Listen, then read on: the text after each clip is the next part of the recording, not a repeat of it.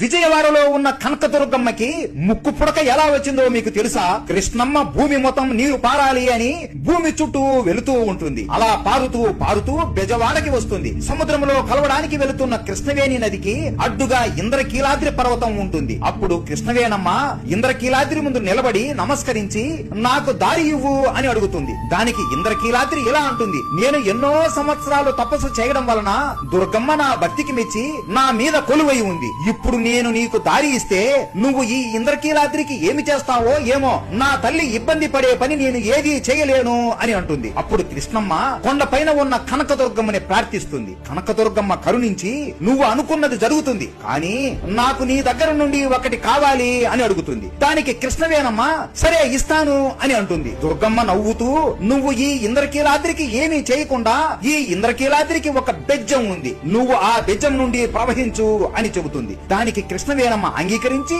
నీకు నా దగ్గర నుండి ఏం కావాలి అని అడగగా దుర్గమ్మ నవ్వుతూ నాకు నీ ముక్కు పుడక చాలా బాగా నచ్చింది, నాకు అది అరువుగా ఇవ్వవా అని అడుగుతుంది. కృష్ణవేణమ్మ సరే అని ఆమె ముక్కు పుడకని దుర్గమ్మకి అరువుగా ఇస్తుంది. అలా ఇచ్చి ఇలా అంటుంది, ఈ కలియుగం అంతం అయ్యే సమయంలో నేనే కొండ మీదికి ఎగసి నా ముక్కు పుడకని నేను తీసుకుంటాను అని చెప్పి ఇంద్రకీలాద్రికి ఉన్న బెజ్జం ద్వారా కృష్ణవేణమ్మ ప్రవహించి సముద్రంలో కలిసిపోతుంది. అలా బెజ్జం వాడగా పిలువబడి ఇప్పుడు బెజవాడగా పేరు మారింది. అలా కృష్ణానది అమ్మవారి ముక్కు పుడక తాకిన రోజు ఈ ప్రపంచానికి ప్రళయం వస్తుంది అని నమ్ముతారు. ఎప్పుడైతే కృష్ణానది నీళ్లు అమ్మవారి ముక్కు పుడకని తాకుతాయో అప్పుడు కలియుగం అంతమైపోతుంది అని భావిస్తారు. అసలు నవరాత్రి ఎందుకు జరుపుకుంటారు, దుర్గమ్మ ఎలా జన్మించిందో తెలుసుకోవాలి అంటే మన తెలుగు హిస్టరీ టేల్స్ ఛానల్లో పెద్ద వీడియో చేశాము, చూసేయండి. దుర్గమ్మ అంటే మీకు ఇష్టమా?